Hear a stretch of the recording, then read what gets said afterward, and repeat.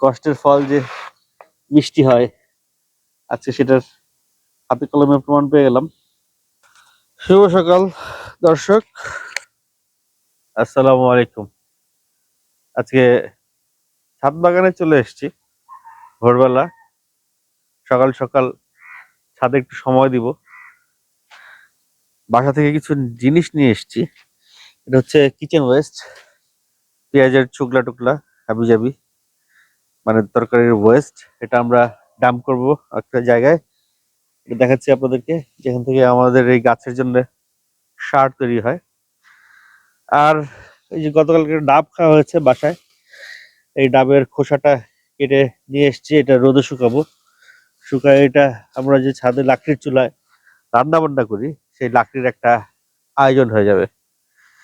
চলেন এখন আপনাদেরকে দেখাই যে এই ওয়েস্টটা কোথায় ডাম্প করব। ওয়েস্ট ডাম্প করার জায়গা, এখানে লেবু গাছের ডাল হয়েছে অনেকগুলো। ডালের কারণে আমার ওয়েস্টে ফেলতে একটু সমস্যা হবে এই জায়গায়। তো এটারে আমি শিফট করে একটু এই পাশে নিয়ে আসবো। এখন এটার মধ্যে আমি এই ওয়েস্টটা ফেলবো। জাস্ট ফেলে একটু পানি দিয়ে দিব।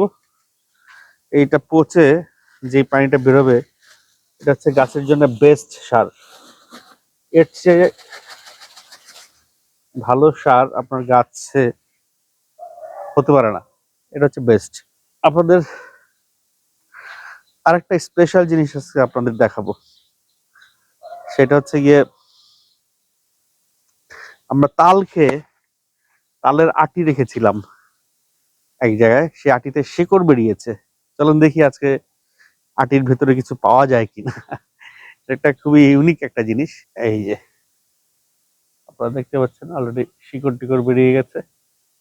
এগুলোই আজকে একটু কাটবো। চলেন, নিজের হাতে কখনো এটা এভাবে কাটিনি, this is the first time. কাটা অসম্ভব একটা বিষয়। দেখি অসম্ভবকে সম্ভব করতে পারি কিনা আমরা। এটার উপরে কাটা যাবে না, নিচেই রাখতে হবে। এটা তো কাটছে না, দেখি এটা খেতে পারবো না। আপনারা যদি কাছ থেকে দেখাই, এই যে দেখেন, এই আঁশটার জন্য ছুরির আঘাতটা কম লাগতেছে। এইবার চলেন কেটে দেখি কি অবস্থা। কি আজকে ভাঙতে পারবো আমি, কি বলেন? বিসমিল্লাহ।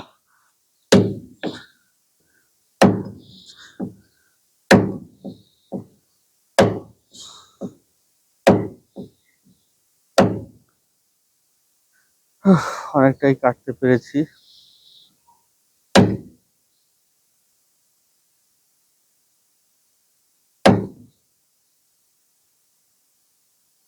ইয়েস, আমরা সাকসেসফুল। কিন্তু একটু, ইয়েস দর্শক, সাকসেসফুল। একটু দেরি করে ফেলেছি বোধহয়। এই যে সাইডের এই জিনিসটা শক্ত হয়ে গেছে। আরো কিছুদিন আগে যদি এটা কাটতাম, তাহলে আর বেশি পেতাম এটা। তো কষ্টের ফল যে মিষ্টি হয়, আজকে সেটার হাতে কলমে প্রমাণ পেয়ে গেলাম। এই নরম এই জিনিসটা সেই লাগে খেতে, সেই। আপনাদেরকে যদি একটু দেখাই, বিসমিল্লাহ।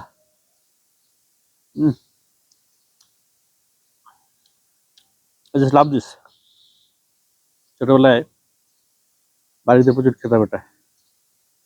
এইটাই আসলে তাল গাছ হবে।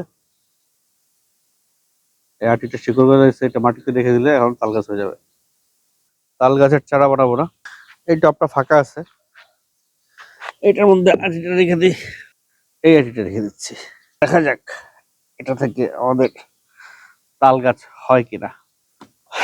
এই হচ্ছে আমার অ্যাডেনিয়াম গাছ। এই সিজনটা বোধহয় পাতা ঝরে যাবার সিজন। পাতা টাতা সব ঝরে গেছে। এই যে এটা এটা দেখতে পাচ্ছেন, এটা হচ্ছে গিয়ে বীজ আসছে, সিড। কি বলে এটার, অ্যাডেনিয়াম সিড পট, সিড পট বলে এটারে। এটার ভিতরে কিন্তু অনেকগুলো বীজ হবে।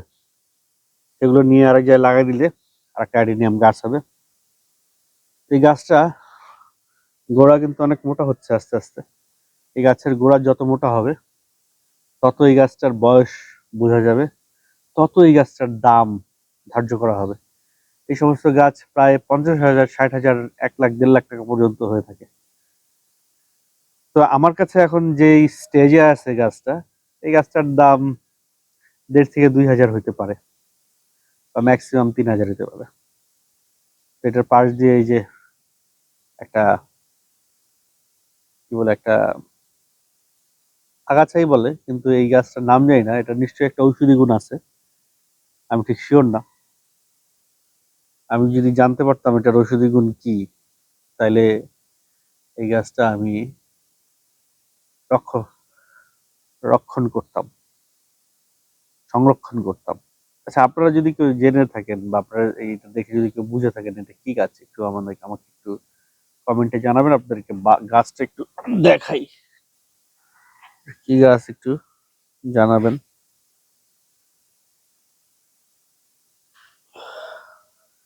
গাছটার গোড়া পরিষ্কার করে দিচ্ছি। এই গাছ আরো হয়েছে আমার,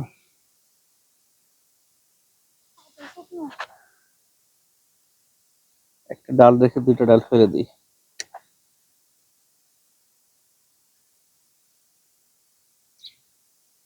অনেকটা সাজনা গাছের মতো দেখতে, প্রচুর থানকুনি পাতা হয়েছে। আর তুমি যে শাকটার কথা বলছো এটা বোধহয় এইটা না?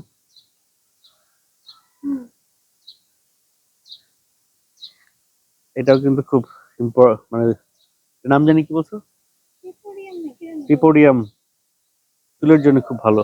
ইদানিং এটা খুব ভাইরাল, ট্রেন্ডিং আছে। আজকে পর্যন্তই, কয়েকটা গাছ পরিষ্কার করবো, তারপরে নিচে নেমে যাবো। Bye bye.